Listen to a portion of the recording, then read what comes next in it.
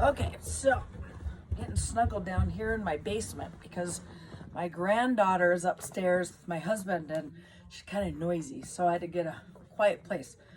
Okay, I'm going to read chapter 5, and it's kind of a long one, so I'm only going to read half of it for today and then I'll finish it tomorrow. So, as we left off chapter 4, Harry and Hagrid were getting ready to leave in the storm on that island. Leave those Dursleys. Chapter 5 is called Diagon Alley. Harry woke early the next morning. Although he could tell it was daylight, he kept his eyes shut tight. It was a dream, he told himself firmly. I dreamed a giant called Hagrid came to tell me I was going to a school for wizards. When I opened my eyes, I'll be at home in my cupboard. There was suddenly a loud tapping noise. And there's Aunt Petunia knocking on the door, Harry thought, his heart sinking. But he still didn't open his eyes. It had been such a good dream. Tap, tap, tap. All right, Harry mumbled. I'm getting up. He sat up, and Hagrid's heavy coat fell off him. The hut was full of sunlight, and the storm was over. Hagrid himself was asleep on the collapsed sofa, and there was an owl rapping its claw on the window, a newspaper held in its beak. Harry scrambled to his feet, so happy he felt as though a large balloon was swelling inside him. He went straight to the window and jerked it open. The owl swooped in and dropped the newspaper on top of Hagrid, who didn't wake up. The owl then fluttered onto the floor and began to attack Hagrid's coat. Don't do that! Harry tried to wave the owl out of the way, but it snapped its beak fiercely at him and carried on savaging the coat. Hagrid, said Harry loudly, there's an owl! Pay him, Hagrid grunted into the sofa. What? He wants paying for delivering the newspaper. Look in the pockets. Hagrid's coat seemed to be made of nothing but pockets.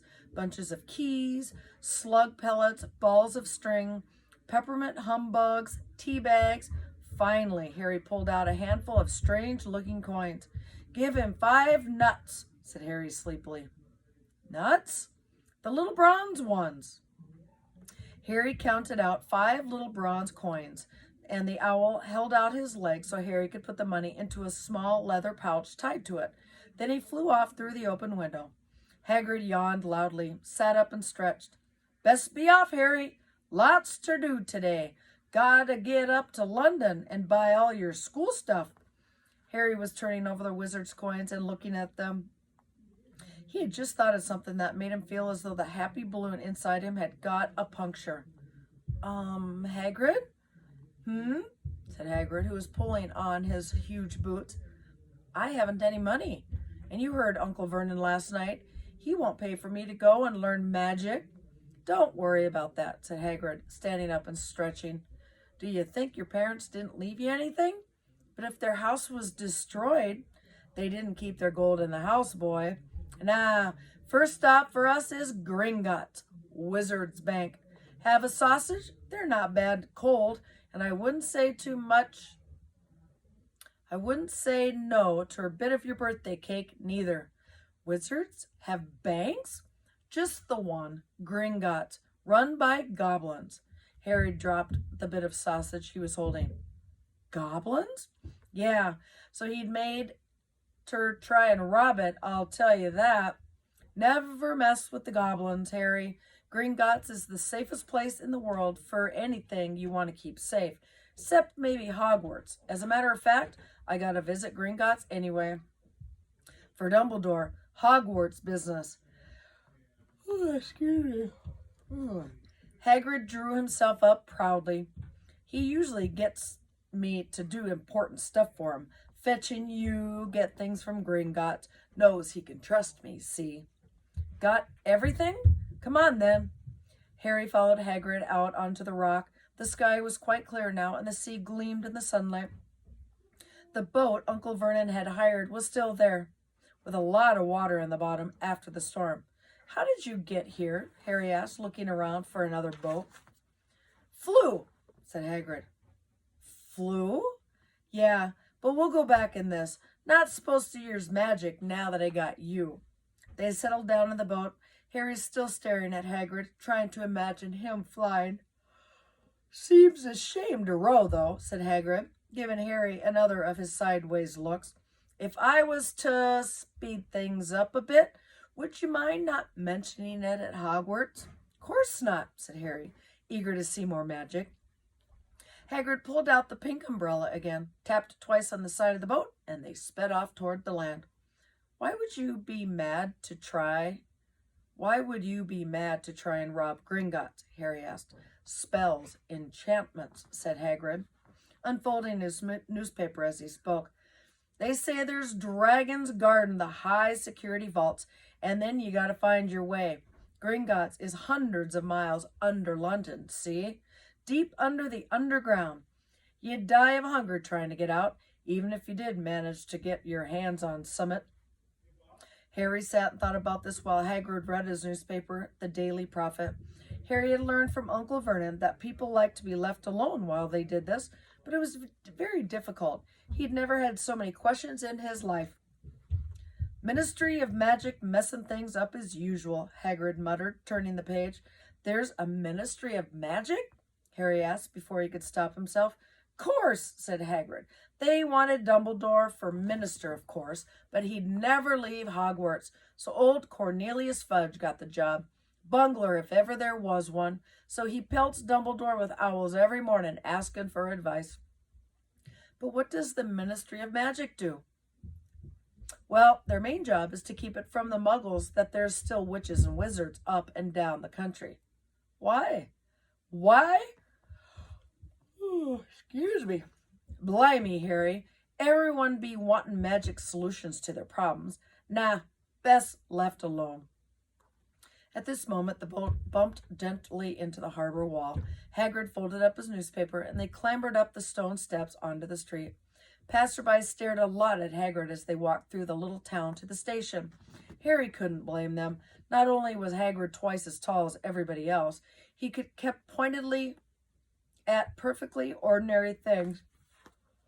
Oh, gosh. He kept pointing at perfectly ordinary things like parking meters and saying loudly, See that, Harry? Those things the muggles dream of. Hagrid, said Harry, panting a bit as he ran to keep up. Did you say there were dragons at Gringotts? Well, that's what they say, said Hagrid. Crikey, it's like a dragon. Okay, let me start that over. Well, so they say, said Hagrid. Crikey, I'd like a dragon. You'd like one? Want one ever since I was a kid. Here we go. They had reached the station. There was a train to London in 5 minutes' time. Hagrid, who didn't understand muggle money, as he called it, gave the bills to Harry so he could buy their tickets. People stared more than ever on the train. Hagrid took up 2 seats and sat knitting what looked like a canary yellow circus tent. Still got your letter, Harry? He asked as he counted stitches.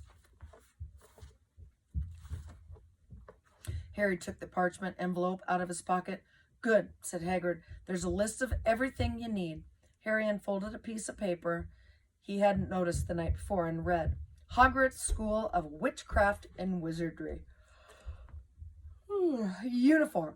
First-year students will require 1. 3 sets of plain work robes, black. 2. 1 plain pointed hat, black, for day wear. 3. 1 pair of protective gloves, dragon hide or similar. 4. 1 winter cloak, black, silver fastenings. Please note that all pupils' clothes should carry name tags. Course books. All students should have a copy of each of the following: the Standard Book of Spells, Grade 1, A History of Magical Theory, A Beginner's Guide to Transformation, 1,000 Magical Herbs and Fungi, Magical Drafts and Potions, Fantastic Beasts and Where to Find Them, The Dark Forces, A Guide to Self-Protection. Other equipment: 1 wand, 1 cauldron, pewter, standard size 2, 1 set glass or crystal phials, 1 telescope, 1 set brass scales. Student may also bring an owl or a cat, or a toad. Parents are reminded that first years are not allowed their own broomsticks. Can we buy all of this in London? Harry wondered aloud. If you know where to go, said Hagrid.